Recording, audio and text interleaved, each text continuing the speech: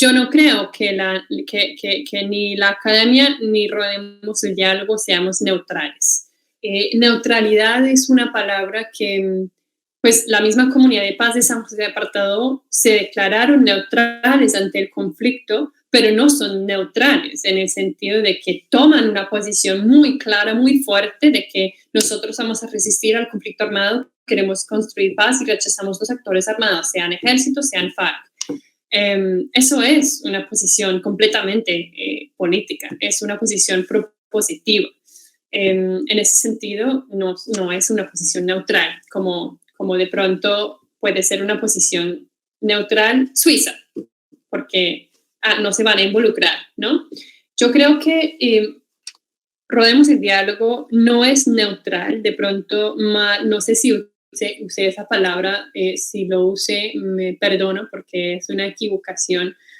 Somos profundamente políticos, en el sentido de que tenemos dos objetivos muy claros. El primero, apoyar la salida negociada de los conflictos en Colombia, y el segundo, construir una cultura de diálogo como parte de lo que significa construir paz desde la sociedad civil. Lo que quiero decir con que no somos partidistas es que es muy común encontrar en Colombia, o es muy difícil más bien encontrar en Colombia personas que no reconocen sus propios sesgos hacia un lado o hacia otro lado.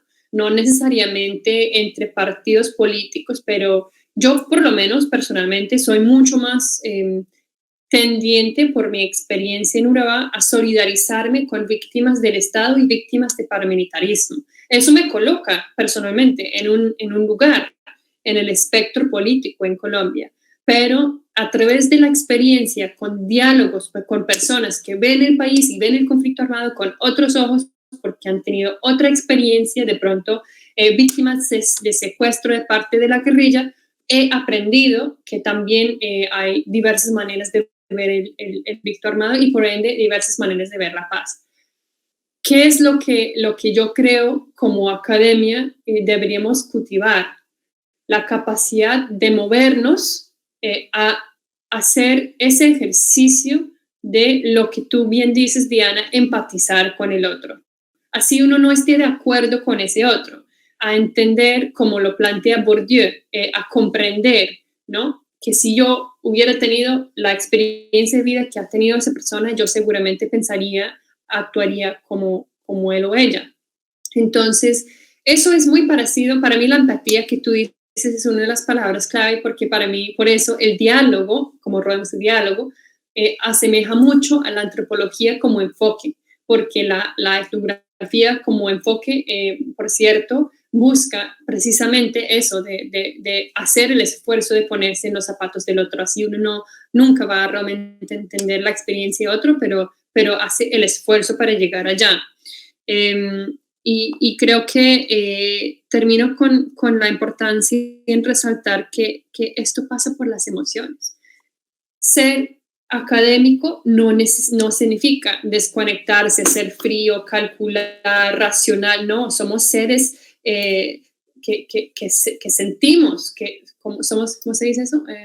Sintientes. Bueno, se me olvidó, qué pena hacer. Estoy hace 2 años en Inglaterra y mi español se ha vuelto un poco más dificultoso, pero sí, somos seres que sentimos y tenemos que sentir y tenemos que reconocer nuestras emociones, y uno puede, por ejemplo, yo me he encontrado en diálogos con personas del centro democrático o personas más, digamos, de la derecha, y yo tengo también que reconocerles a ellos su experiencia como seres humanos.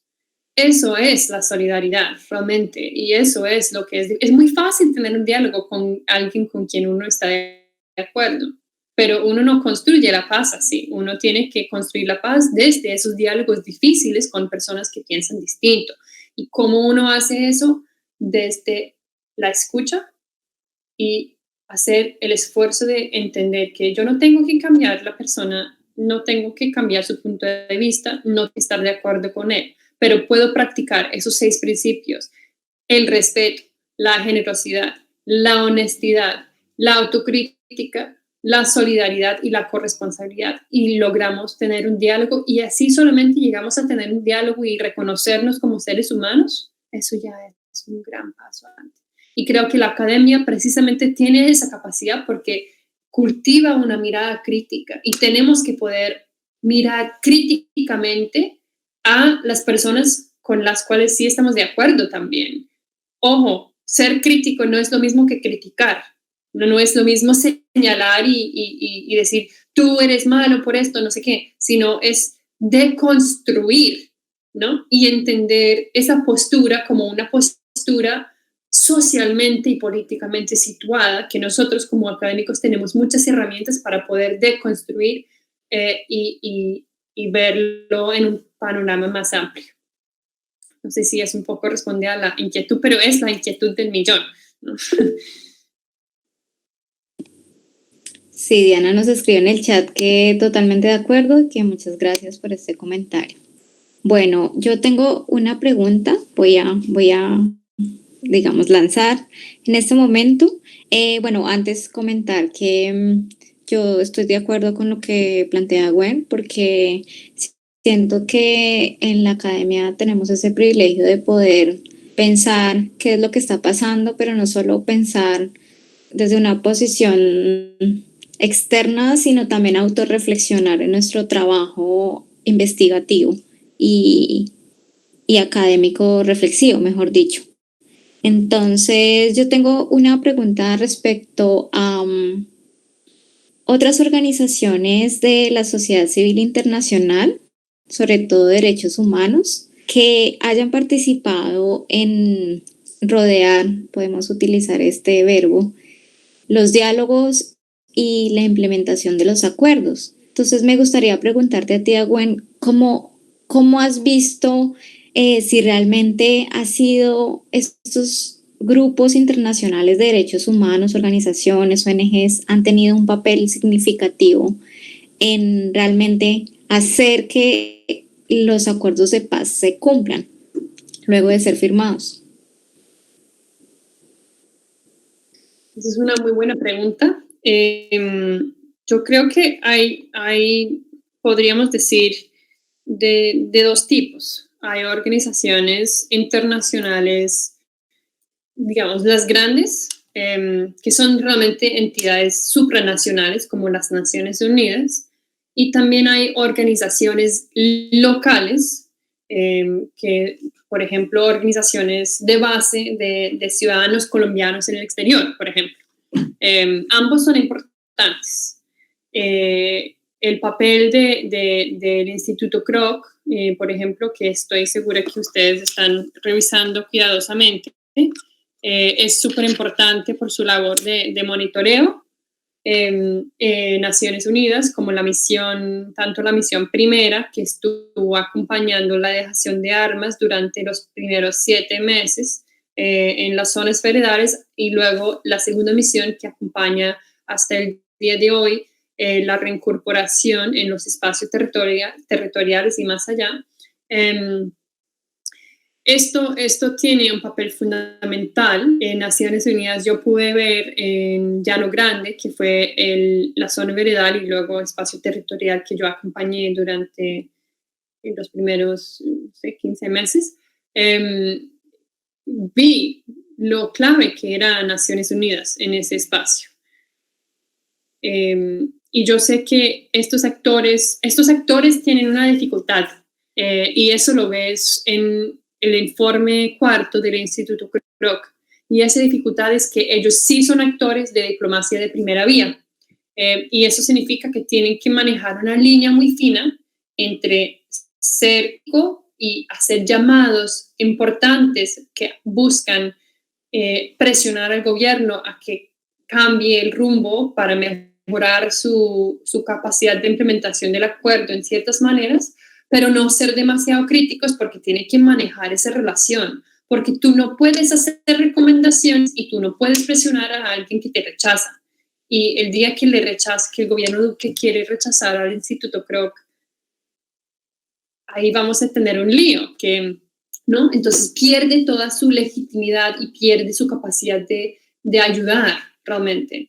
Y detrás de esos informes grandotes que ustedes ven, hay un trabajo muy, muy cuidadoso, muy complejo, muy delicado de diplomacia detrás de las puertas entre los integrantes de Naciones Unidas, por un lado, o el CROC, y el gobierno. Y así muchas otras organizaciones internacionales más pequeñas, pero no menos importantes, que también están en ese tipo de diálogos, buscando crear una relación de comprensión mutua, de respeto mutuo con el gobierno de Duque, porque es el gobierno de turno y toca trabajar con el gobierno de turno porque el gobierno es el encargado de implementar el acuerdo. Usted no puede hacer que el gobierno de Duque haga algo y cambie simplemente criticando. Uno tiene que intentar también ser constructivo y ver las cosas desde su perspectiva, que implica ver el panorama político también de dónde está el gobierno Duque en este momento y por qué puede hacer algunas cosas y no puede hacer otras cosas por sus costos políticos, sus propias audiencias naturales, ¿no? Eso no es fácil, ¿no? Cuando uno no está de acuerdo con alguien que está haciendo, pues como uno puede crear puentes ahí, pero eso implica mucha sensibilidad. Pero hay también unas limitaciones muy grandes que eso. Y si tú ves el informe cuarto del Instituto Kroc, hay muchos silencios y uno tiene que leer esos informes entre líneas. Uno no tiene que tomar eso como hecho, tomarlo por hecho, ¿no? Uno tiene que también analizar de dónde se escribe ese informe, se escribe así, por qué se duró tanto en salir ese informe, porque solamente llega hasta casi, solamente llega antes de, no me acuerdo del periodo, bueno, era el periodo del primer año y incluyó mucho tiempo del gobierno Santos. Entonces hay como cosas que se tienen que analizar allá. El trabajo, sin embargo, de estas organizaciones es muy importante, pero uno tiene que entenderlo desde esas limitaciones y posibilidades. Lo mismo con las organizaciones de base más pequeñas, de comunidades colombianas y ONGs más pequeñas y de derechos humanos, que de pronto tienen mucha más libertad en lo que pueden decir, pero mucha menos incidencia y mucho menos peso. Pero esas organizaciones están en diálogos con las organizaciones internacionales más grandes. Entonces ahí es donde está la riqueza de trabajar en diferentes niveles, ¿no? De ese trabajo multiescalar diplomático. Y ahí es también donde los académicos tienen un importante rol porque pueden tejer diálogos con actores en todos esos diferentes niveles. Yo creo que el trabajo, mi experiencia en Paz a la Calle, Reino Unido, creo que fue un ejemplo muy bonito porque yo llegué a Inglaterra el 4 de octubre, ¿no? Hace 4 años, mañana, con una desilusión muy grande. Yo había puesto mucho esfuerzo y emoción en que iba a ganar el sí. Y yo llegué a una universidad donde me sentí como totalmente fuera de contexto y yo había estado moviendo a un ritmo muy acelerado de que la paz es ahora, tenemos que hacer y llegar y tener que plantear un proyecto de tesis, leer nueva literatura, todo eso toma tiempo y yo tuve que pasar por un periodo de pensar, bueno, ahora esto yo voy a hacer en mi vida personal, voy a ser un paro en el activismo, digamos, porque hay otros que están haciendo eso y mi contribución va a venir después. Yo tengo que gastar el tiempo que requiere formarme como doctorada, porque eso luego me permite tener una plataforma, una voz con más peso que me permite llegar a más personas y tener también otro tipo de contribución. Entonces, pero en Londres se estaba gestando esto de Paz a la Calle, que fue clave en todo el mundo, no solamente en Colombia, pero obviamente que empezó en Colombia, después del plebiscito de los jóvenes que salieron a la calle exigiendo una solución. Acuerdo ya, yo me acuerdo, el eslogan Acuerdo ya, y que se mantuviera el cese al fuego. Y yo creo que fue eso de Paz a la Calle, esos movimientos tan fuertes que hubo después del no, junto con el premio Nobel que le dan al presidente Santos en su momento, que también es otra organización internacional que está haciendo un gesto, que ese gesto es un gesto simbólico, pero tiene un peso político impresionante. Esas dos cosas combinan para hacer la presión necesaria para que el gobierno mantuviera la seriedad y el ritmo en buscar una salida. Y una salida imperfecta seguramente, pero una salida democrática.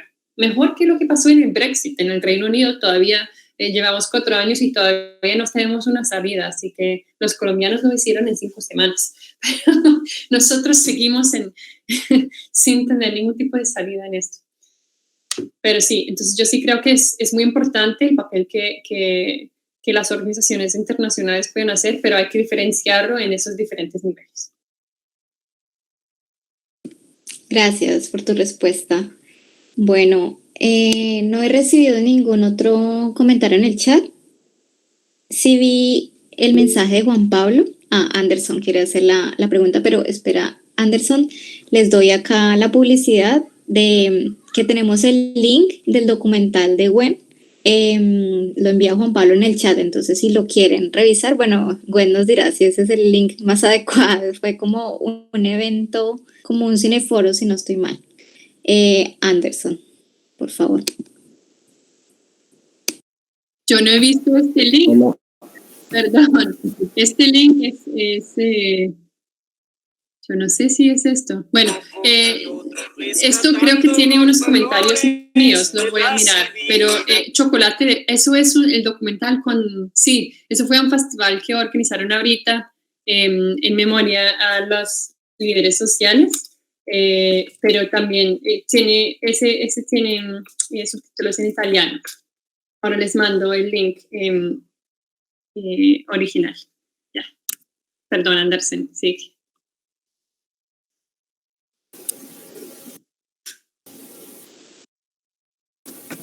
Ok. No, que lo mío, la pregunta, o más bien como un aporte, era que yo estuve en la experiencia que tuve en el ETCR Llano Grande, veía como precisamente todos los que estaban dentro del ETCR tenían una angustia o una especie como de desazón, pues estaban muy reacios a lo que se estaba haciendo allá con los procesos precisamente locales, académicos, con las organizaciones, con las ONG, hasta el punto de decirle que lo que se estaba dando era un desfile de chalecos, porque que la pregunta ahí era qué estaba pasando con esas organizaciones locales, tanto nacionales, en términos de incidencia y resultados, porque pasaba que se reducía a un tema de ir a hacer intervención.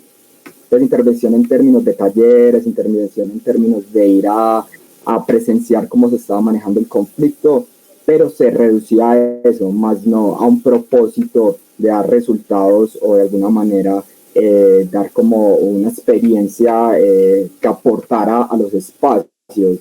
Entonces eso era, la gente iban un montón de organizaciones, muchísimas van a las OTCRs porque precisamente hay un exotismo o como una especie, no sé, de interés por saber qué es lo que está pasando en el conflicto allá, pero más de acercarse que de ir a aportar algo. Entonces, claro, ellos decían, no, nosotros estamos cansados de que vengan acá y nos den talleres de pedagogía de género, porque pues ni siquiera entienden cómo son los procesos de género dentro de sus espacios, estamos cansados de que vengan a darnos talleres de pedagogía o de procesos de resolución de conflictos, porque pues precisamente nosotros somos los que entendemos como el conflicto desde nuestras bases durante muchos años, etcétera, de cosas. Entonces era eso, decían, no, lo que acá es un desfile de chalecos, y más aún también como precisando el tema de que por parte del gobierno hay una reacción a, como pasó el año pasado, a bajar el 30% para el tema de la implementación. Entonces, como que cuando se empezó a dar el acuerdo, hubo todo eso, empezaron un montón de organizaciones ahí, a ir allá a los espacios, pero no había unos resultados que de alguna forma satisfacieran como esos espacios, más allá de lo que ellos estaban pidiendo, que precisamente son proyectos productivos, por decir como lo que se está generando la FAO, que ahí es donde se separa la situación, como que de alguna forma están casados dentro de los procesos sociales, pero ahora lo que están buscando más son temas de proyectos productivos. Entonces, es eso, es como que la pregunta es dónde van esos resultados, qué está pasando con esos resultados en términos de construcción, a partir de las ONG locales, tanto como internacionales, y listo. Sí, muy, muy importante la intervención de Anderson. Anderson, tú trabajaste en la gerencia de paz con Humberto. No, no recuerdo cómo se llama el coordinador. El coordinador que yo tenía como local era Guillermo, pero el general no recuerdo cómo se llama, que fue el del año pasado. Ah, ok, no, yo estuve haciendo mi trabajo de campo en 2017 y 2018, pero conocí a varias personas en la gerencia de paz en Antioquia. Y nos coincidimos varias veces en terreno en Urabá. Sí, no, me parece muy importante lo que tú planteas, el desfile de los chalecos, es una frase que he escuchado mucho en diversos lugares, desde antes del proceso de paz, incluso, ¿no? Es como muy conocido cuando hay una nueva zona donde explota algo y hay muchas noticias nacionales sobre lo que está pasando allá, llegan todas las ONGs, llegan las diferentes entidades del gobierno, llegan periodistas, llegan académicos y todos para buscar hacer sus cosas allá. Y es muy curioso que muchas veces no se coordinan entre sí. Yo encontré ejemplos en Urabá, y seguramente esto pasaba en muchos lugares, de que la ART, la Agencia de Renovación del Territorio, que llegaba para preparar el tema de los PEDETs, no se coordinaba con la Agencia Nacional de Tierras y estaban en el mismo lugar con diferentes chalecos haciendo cosas muy parecidas, pero desarticulados el uno del otro. Lo mismo pasaba entre los ART, entre el ART para el tema de los PEDETs y el punto 4. Los encargados de hacer todo lo del PENIS, pues no se hablaban. Y eso muchas veces es por falta de articulación desde Bogotá, porque el gerente en Bogotá del PENIS no se llevaba bien con el gerente de la ART. Son cosas humanas, desde luego, ¿no? El tema de la falta de articulación del Estado en Colombia es un tema personal, porque son seres humanos que están detrás de los chalecos. De hecho, yo tengo el capítulo de mi tesis doctoral que trata sobre Llano Grande y el trabajo en particular de la Oficina de la Comisionada de Paz allá, porque pues mi enfoque era eso. Tiene toda una teorización del Estado como un chaleco. Y como el chaleco es un poquito también parecida a una máscara, ¿no? En la antropología uno se enfoca en cómo un chamán, cuando el chamán que se pone una máscara se vuelve a ser y se reconoce como otro ser a sí mismo cuando se encuentra con los ojos de otra persona. Yo no sé, seguramente los que conocen mejor la Amazonía que yo, de pronto me corrigen si esto lo que voy a decir es falso, pero así es como yo entiendo la subjetividad chamánica, que es a través del encuentro con el otro que uno reconoce, que pues se vuelve un chamán. Es un poco parecido con el Estado y el chaleco. Muchas de las personas que trabajaban para diferentes entidades del Estado que yo conocí, cuando ponían el chaleco no sentían diferente, pero cuando llegaban al territorio, llevando el chaleco puesto y se encontraban con la mirada y el encuentro con la gente de la comunidad allá, se reconocían a sí mismos como Estado desde la desconfianza que ese chaleco produce en el otro. Hay un encuentro allá bien interesante, porque la persona que lleva el chaleco es un ser humano también, que seguramente tiene puede ser que tiene toda la mejor disponibilidad del mundo para hacer un bien allá en la comunidad. Tiene muchas limitaciones por lo que puede hacer como Estado, por muchas razones, de la burocracia y la política, y llega allá y se encuentra que la gente sospecha de él porque es el Estado. Y entonces es en ese encuentro que reconoce qué significa hacer el Estado y ser el Estado en Colombia, en el terreno. Es muy interesante ese fenómeno. También encontré mucho esa misma crítica que tú planteas de la superficialidad de la implementación. La implementación, o sea, mira, yo creo que la reforma rural, si uno lo mira en el papel, tenía una agenda redistributiva muy ambiciosa, y eso fue producto de un debate y unas negociaciones muy duras de 6 meses entre las FARC y el gobierno en La Habana. Lo que pasa es que eso luego fue descompuesta por el no y por volverse una jugada de fútbol en el Congreso, donde todo se destruyó mucho esa agenda redistributiva. De hecho, eso es el tema del libro que vamos a lanzar aquí en este mes con el conversatorio en el que rodeamos el diálogo academia que les comenté, que eso es el 16 de octubre. Los del punto 1, si hablan inglés, están muy invitados a participar. Entonces, la implementación del punto 1 se ha vuelto un tema de construir un puente o una escuelita o mejorar una casa comunitaria. Una reforma de ningún tipo, esas son pequeñas obras de infraestructura, son útiles hasta cierto punto, pero es desconectado y la implementación del punto 4 se está pensando completamente desconectado del punto 1. Cuando son totalmente conectados, uno no puede pretender erradicar cultivos de coca, sino luego ayuda a hacer una reforma rural donde se ayuda a que la comunidad tenga no solamente un producto que sustituye la coca, sino también las carreteras para sacarlo de su comunidad, una vida digna con educación, salud, agua, etcétera. Hoy día hasta el internet, ¿no? Para poder conectarse con consumidores, en fin, es totalmente irracional pensar hacer el acuerdo, implementarlo por puntos. Era conceptualizado entre los actores de la negociación como un todo interdependiente. Ahora bien, el Estado no funciona así.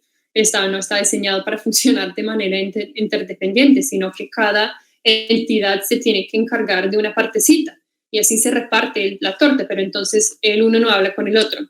Y las entidades internacionales pues ven esto, lo han analizado mucho. Hay muchos informes internacionales que analizan los retos de implementación, pues los retos de articulación interinstitucional del Estado colombiano. Entonces ellos lo que hacen como respuesta es financiar espacios de articulación, que desde luego son espacios de reuniones donde pues, no resuelven el problema, simplemente se habla mucho y llegan a muy poco. Y gasta la plata de la cooperación internacional. Y ahí viene la respuesta un poco a tu pregunta. ¿Cómo está gastándose los recursos de la comunidad internacional? Pues en muchos sentidos llegan al Estado, y eso por un lado está bien porque uno no puede hiperlocalizar la implementación, porque uno de pronto hay una tendencia también en la academia a enfocarse solamente en los microcasos, y eso está muy bien porque da voz y visibiliza a unas voces marginadas, pero uno no puede cambiar Colombia solamente trabajando con la comunidad de paz, por mucho que los adoro y los admiro, y pienso que es una historia que puede ayudar a cambiar la mentalidad de todos los colombianos. Pero sí creo que, entonces yo sí creo que hay que financiar la implementación centralizada, pero por otro lado, eso es un problema porque ahora tenemos un gobierno que no tiene realmente un interés ni una voluntad política de acuerdo de una manera seria. Entonces, el afán de que la paz se vuelve una lista de mercado, de chequear unas casillas, y claro, lo otro que tú dices de las FARC como el nuevo sujeto exótico, porque nunca nadie había conocido las FARC y de repente son accesibles a los investigadores, a los fotógrafos, a los periodistas, y pueden llegar, y llegaron muchos, como tú bien dices, sin mucho interés en aportar o hacer algún tipo de relación con la gente para ver desde su necesidad que necesitan. Yo te invito a ti y a todas las personas que están involucradas en los equipos temáticos de los puntos a revisar las publicaciones que les mostré de los snapshots, porque yo no soy experta en reincorporación, yo no estoy en ese equipo, yo tuve una perspectiva sobre el tema por mi experiencia en Llano Grande, en Urabá, pero ahí tenemos expertos en reincorporación que están en nuestro equipo de reincorporación, y esos 3 equipos temáticos pueden ser útiles para ustedes en nuestras publicaciones. Yo creo que tenemos una publicación de reincorporación corto, yo no sé si este mes o el mes pasado, donde precisamente hablamos, yo creo que hablamos constantemente de la falta de recursos para proyectos económicos y productivos para los excombatientes, porque obviamente eso es uno de los grandes problemas. Eso y la falta de compra de tierras para realmente seriamente establecerse como comunidades viviendo allá. Eso, pero yo creo que esos snapshots de pronto pueden ser fuente de no tanto de esos datos complejos y extensivos, exhaustivos, como los informes de Kroc, sino una perspectiva crítica, una mirada crítica que hace llamados cada mes de forma distinta sobre diferentes temas del momento, sobre reincorporación, comisión de verdad y justicia transicional y GEP, y ahora unidad de búsqueda. Gracias, Gwen, por tus respuestas. Yo tengo una última pregunta, si nadie más tiene otro comentario o pregunta. Es con relación a las perspectivas del posconflicto en las regiones, en Colombia. Pues yo tuve la oportunidad de trabajar un año con el Centro de Memoria Histórica en el Informe Urabá. Entonces, tuve la tarea de hacer una revisión de literatura, estado del arte, sobre el conflicto armado allá. Entonces, pues uno ve que desde hace muchas décadas, digamos, el surgimiento del paramilitarismo incluso se puede rastrear desde ese lugar, ¿sí? La creación de lo que antes era la ACU, luego las AUC, y cómo también la participación de diferentes guerrillas, FARC, EPL, hicieron, y bueno, también la relación con diferentes economías legales y sectores de la sociedad civil hicieron del Urabá una región representada en ese momento como conflictiva, ¿sí? Luego, con la desmovilización de los paramilitares, entonces la creación de las bandas criminales o lo que se llama ahora nuevos paramilitares, nuevos grupos paramilitares. Entonces, pensando en esa historia larga del conflicto en Urabá, yo también trato de pensar la Amazonía, porque en la Amazonía, desde los procesos de colonización, en el tiempo de la creación incluso de la guerrilla de las FARC, las economías extractivas, lo que fue el boom de la producción de cocaína y todo el proyecto expansionista de las FARC, sobre todo después de los diálogos fallidos de paz durante el gobierno de Pastrana, pues vemos que también el conflicto armado ha sido un proceso que ha marcado diferentes generaciones en la región amazónica. Entonces, mi pregunta para ti es, ¿tú cómo ves esa posibilidad, esa perspectiva de que realmente logremos llegar a una paz, teniendo en cuenta el ejemplo de estas regiones que han sufrido los horrores del conflicto y los actos violentos de diferentes actores, sea grupos guerrilleros, paramilitares, incluso participación del Estado, de actores del Estado y también con fondos de políticas internacionales como el Plan Colombia y digamos nuevos recursos para la lucha contra las drogas, ¿sí?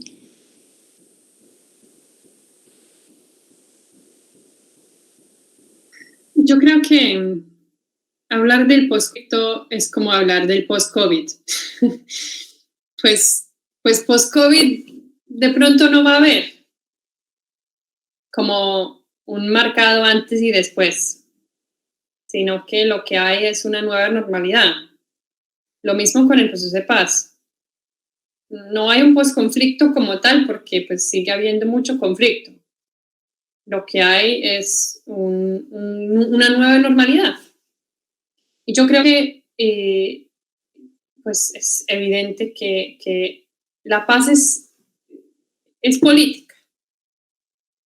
Es algo que es político en todos los niveles, tanto en lo que significa construir paz desde el individuo, en el ser humano, ¿no? En lo personal, en lo familiar, en lo comunitario, y también tiene que ver con la macropolítica. Uno no puede construir paz solamente en la Amazonía, sino que la mejor manera de ayudar a la Amazonía es haciendo cambios que realmente transforman las estructuras a nivel nacional. Y eso no puede solamente hacerse desde Colombia, porque lo que hace Colombia está enmarcado en unos vientos geopolíticos muy fuertes que empiezan, que tocan mucho donde tú estás ahora, Lorena. Estábamos hablando antes de iniciar el papel del voto latino en Florida, que es un estado que de pronto puede cambiar el rumbo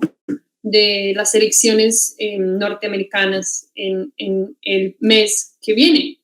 Quien gana la Casa Blanca va a ser decisivo en lo que pasa con la paz en Colombia. Si gana otra vez Trump, es muy, muy probable que Colombia se enfrasca otra vez en una violencia cada vez más compleja, más fragmentada, mientras los grupos armados se fragmentan, se vuelve cada vez más como un conflicto como México, atomizado, con carteles, incluso con carteles transnacionales, con la proliferación de grupitos, ¿no? De los herentes de los paramilitares y de los miembros de FARC que volvieron a coger armas o no quisieron coger armas, y de la expansión del ELN. Y esto tiene que ver también con un tema fronterizo con Venezuela, y creo que Amazonas no linda con Venezuela, o sí, no me acuerdo.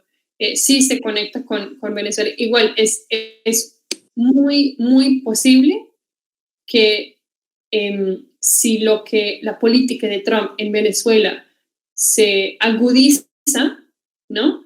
Es posible que se vuelva un conflicto transnacional, porque el ELN está tanto en Colombia como en Venezuela y tiene muchos vínculos en Venezuela, y esto es un escenario altamente peligroso. Entonces uno tiene que pensar en todas esas diferentes escalas, porque para cambiar las cosas en la Amazonía uno tiene que pensar en esas estructuras más grandes, más macros. Ahora bien, eso no significa solamente enfocarse en lo macro, uno tiene que enfocarse en lo micro, y yo creo que precisamente ahí está lo valioso del aporte de Yauda, porque ustedes tienen una mirada privilegiada desde su experiencia de muchos años, desde sus contactos y relaciones que tienen allá, de entender en lo micro cuáles son las implicaciones de todas esas fuerzas nacionales y internacionales y cómo lo están viviendo la gente allá. Yo creo que hoy en día, para realmente buscar cambiar las cosas, también hay que pensar en construcción de solidaridades entre la región y el centro. Y por eso creo que es tan importante que ustedes están haciendo un movimiento ciudadano de investigación comprometida desde Bogotá, Florida, Antioquia, Caldas, para apoyar a la implementación de los acuerdos en la región amazónica, porque Colombia no puede quedarse solamente en esto de Bogotá es donde se hace la política pública y la región es donde se implementa, ¿no? Entonces yo creo que eso no es solamente culpa del Estado, eso también es una forma de cómo se vive en Colombia, pues por las mismas dificultades de viaje, ¿no? Todo el tema de infraestructura. El COVID presenta una oportunidad, con todas las limitantes que puede haber con acceso a redes en la Amazonía. Estoy segura que hay lugares donde se tiene acceso a hacer una reunión como estas. Yo estuve hace un par de meses, hicimos un evento sobre el tema de los asesinatos a líderes sociales en Colombia. Uno de las participantes estaba en el Bajo Atrato. Yo no lo había visto desde 2013. Cuando yo estuve en Brigadas de Paz trabajando en el Bajo Atrato en 2013, esto era un lugar, de pronto lo conoce Anderson, que se llama Belén de Bajirá.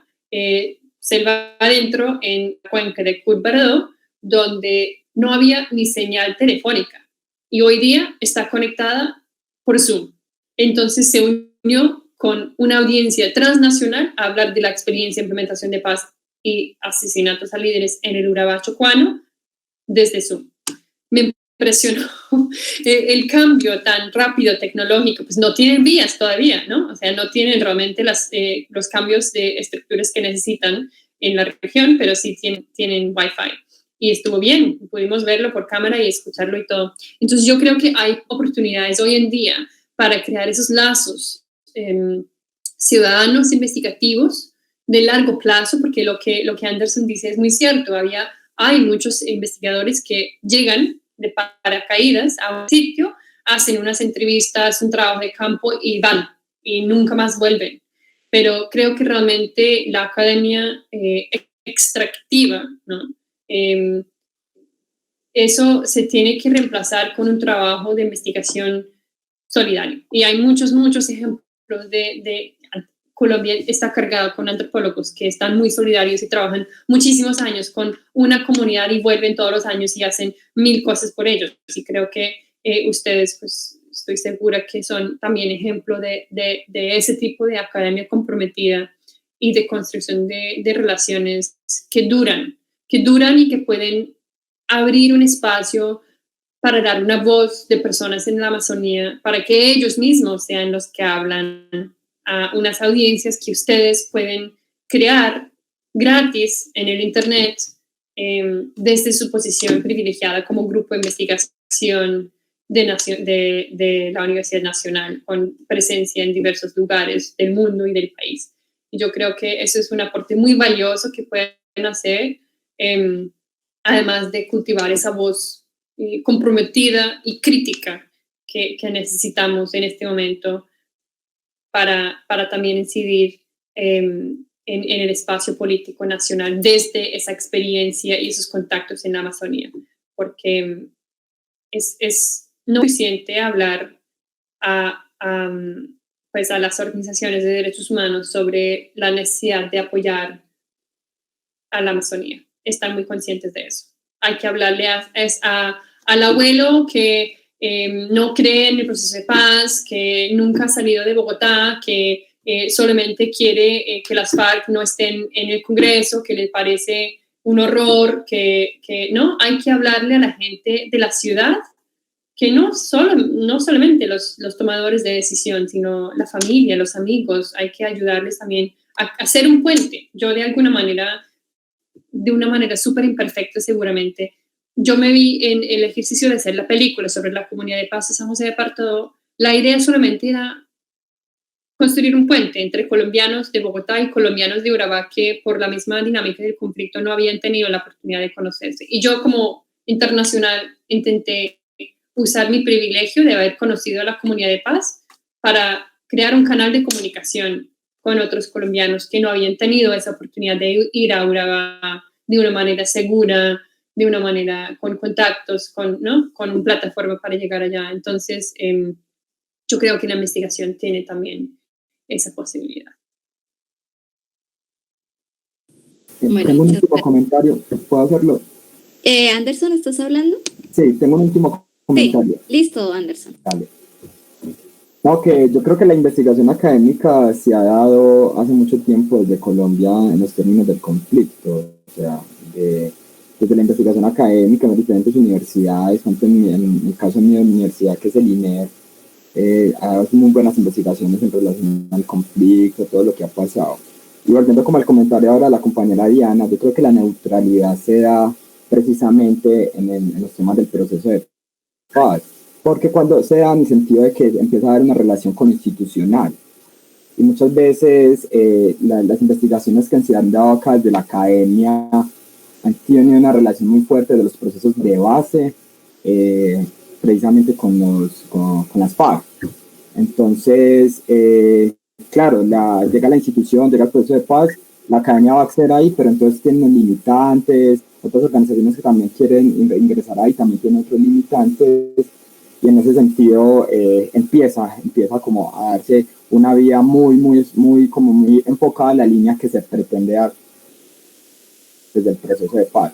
Entonces, claro, ahí va, por ejemplo, una situación que es la que llama precisamente el grupo la pregunta de los territorios, qué ha pasado con los territorios antes y después del proceso de paz, si se han perdido precisamente porque se dio una implementación o porque anteriormente las FARC eran de quienes los cuidaban.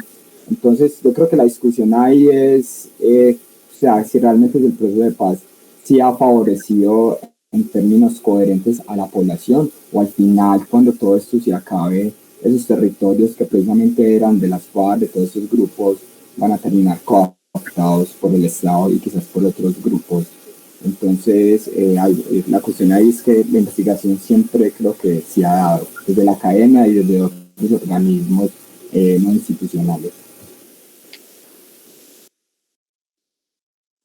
No sé si entendí muy bien la pregunta. Entiendo que la pregunta es si el proceso de paz realmente favorecido a la población civil que viven en áreas que antes eran dominadas por las FARC, y no entiendo muy bien cómo eso se relaciona con la academia, Anderson. No sé si de pronto me puedes aclarar ahí.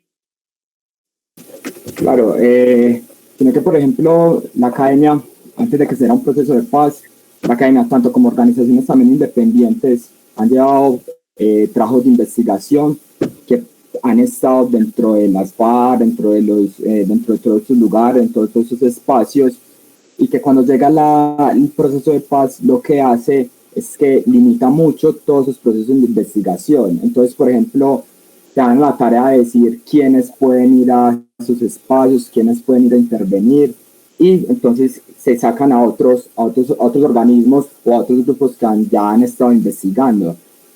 Entonces yo creo que a lo que hoy es como lo que decía ahora Diana, es que la neutralidad precisamente se ve en el momento en el que llega la institución, en el que llega el Estado y te dice cómo hacer las cosas.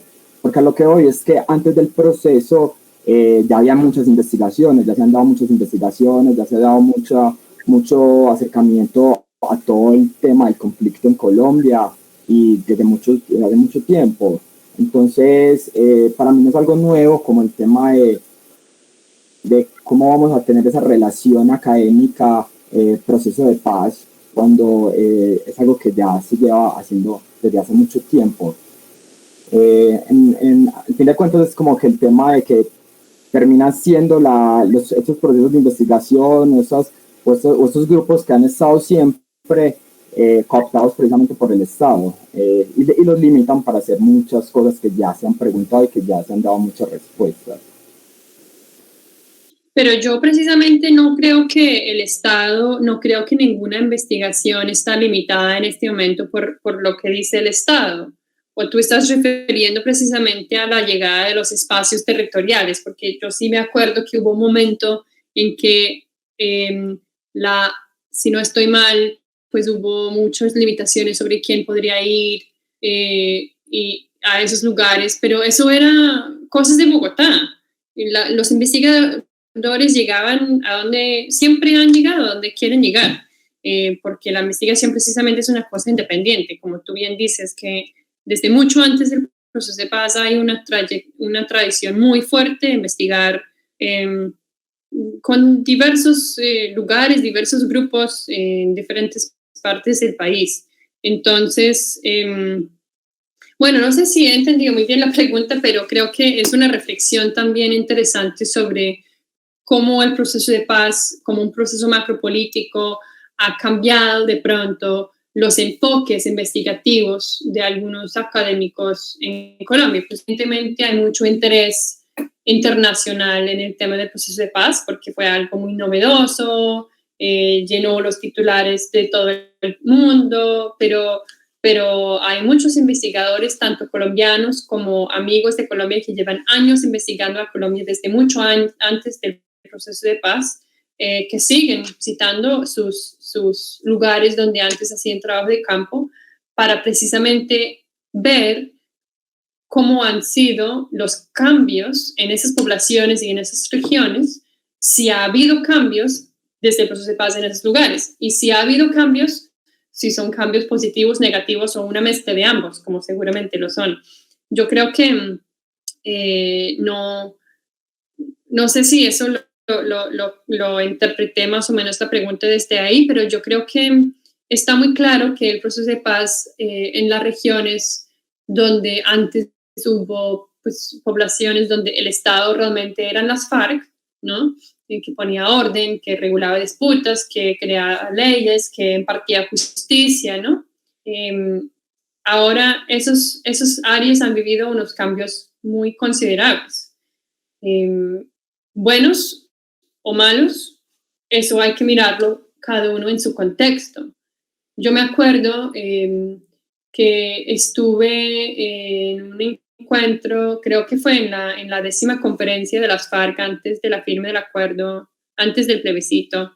Y me acuerdo una conversación con uno de los miembros del secretariado de FARC, que me contó que era muy difícil hacer pedagogía de paz entre sus comunidades, entre las comunidades que los apoyaban. Ellos viajaban por sus regiones de control y presencia, explicando a las comunidades qué era el acuerdo y por qué había que apoyarlo, porque ellos estaban haciendo el tránsito a la legalidad y por qué estaban apostándole a este proceso de paz. Y las comunidades decían, no, nosotros no queremos que ustedes nos dejen solos, no queremos que ustedes se desarmen, porque ¿quién nos va a proteger? ¿Sí? Y él me contó, este comandante me contó que él dijo, bueno, pero es que nosotros no nos creamos para ser unos guardianes de los campesinos y sus fincas. Somos un proceso revolucionario. Lo que queremos es llegarle al poder y transformar la estructura del Estado, etc. Y ustedes no quieren que nos desarmen. Entonces, levántense las manos. ¿Cuántas personas prefieren que no nos desarmemos? Y todo el mundo en esta población se levantó la mano. Y luego preguntó, ¿y cuántos de ustedes van a venir a coger un arma y pelear al lado de nosotros? Y ninguno se levantó la mano. Entonces, me pareció una anécdota interesante que ilustra precisamente lo que implica para estas comunidades. Evidentemente, estas comunidades tenían cierta razón, porque hoy día son objeto de muchos ataques violentos, y es muy complejo porque no se cumplió la idea del acuerdo, que era llenar ese vacío que dejaba las FARC con una presencia del Estado, no el Estado militar, sino el Estado civil, ¿no? Con la oferta del Estado, no por programitas y no por un acueducto, sino una presencia integral del Estado. Entonces, eso ha fracasado. Yo creo que eso ha fracasado profundamente. La ventana de oportunidad para cambios estructurales, yo no lo veo que está todavía abierto. Yo creo que es un momento muy crítico, pero creo que hay mucho que se puede proteger. Y yo sí hago énfasis en esto. Yo no digo que el proceso de paz está fracasado. Creo que eso sería injusto, irrespetuoso e irresponsable con muchísimas organizaciones y personas quienes están trabajando en el Estado y en la sociedad civil a nivel nacional y local, poniendo en muchos casos sus vidas en la línea primera para pedir implementación mejor del acuerdo. Y yo creo que hay que proteger los pequeños avances que hubo por ellos y por eso, porque, listo, no se cumplió lo que se soñó cuando se puso la palabra en el papel, por diversas razones, pero hubo avances y hay que protegerlos, y sobre todo hay que evitar que esto se vuelva peor. Y esto se hace no solamente mirando la posible tragedia que podría haber si Colombia llegara a escalar el conflicto en un conflicto transnacional que involucra a Venezuela, Estados Unidos y Cuba seguramente, sino también en soñar qué uno puede hacer desde lo pequeño, desde lo humano, desde lo colectivo y desde Google Meets. Muchas gracias, Gwen. Pues yo creo que tus palabras han calado en nuestras ideas hacia futuro. Te Tenemos mucho por hacer, eso sí, nos interesa hacer, obviamente no podemos trabajar todos los subpuntos de los 6 puntos, pero por cada subgrupo vamos a establecer un proyecto de investigación con las fuentes que tenemos al alcance en estos momentos y esperamos también realizar un evento virtual en enero del próximo año para poder compartir estos productos, estas reflexiones que vamos a hacer en colectivo. Entonces, pues igual también te estaremos contando sobre ese evento y lo que resulte de todo nuestro trabajo. Pienso que pues ya podemos dar por terminada esta sesión. No sé si tengas algo último para decirnos, Gwen, o alguna otra persona. Sí, súper. Yo creo que estoy encantada de que me inviten a este otro evento para yo escucharles a ustedes y aprender de ustedes. Y si quieren, si les interesa tener presencia o contacto en algún momento para el trabajo de los equipos temáticos que ustedes tienen con algunos de los miembros de los equipos temáticos nuestros, con muchísimo gusto hago el puente para que vean si les sirve su experticia, sus reflexiones y si pueden ayudar también a hacer algo en conjunto en esos subpuntos que compartimos, que son reincorporación, comisión de verdad y GEP. Pero en general, pues súper encantada de ver lo que ustedes hacen. Me parece muy bonito y muy importante la apuesta. Y yo estoy muy contenta en lo personal porque hace 2 años no he estado en Colombia. Ha sido el periodo más largo de mi vida desde que primero fui a Colombia en 2010, en que no estoy en Colombia porque primer año estuve escribiendo la tesis doctoral y ahora que planteaba ir para devolver mis resultados de la investigación doctoral precisamente en estos meses, no pude por el tema del COVID. Entonces, para mí es muy bonito poder compartir con ustedes porque me permite tener ese contacto, sobre todo con la Universidad Nacional que me significa tanto y también con otras personas. Entonces, gracias por tenerme acá. Espero que haya servido algo para sus reflexiones. Mucha suerte en este camino y a la orden para lo que necesiten. Bueno, muchísimas gracias por su participación. Entonces, les estaremos informando nuestra próxima sesión con la profesora Patricia Sierra, que ella es coordinadora de la especialización de acción sin daño de la Universidad Nacional. Ella nos va a hablar sobre enfoques diferenciales, también enfoque de construcción de paz en la investigación. Entonces, pues muchas gracias y que tengan una buena tarde y buena noche para ti. Gracias, hasta luego, chao. Gracias, chao. Chao. Gracias, Lorena. Gracias.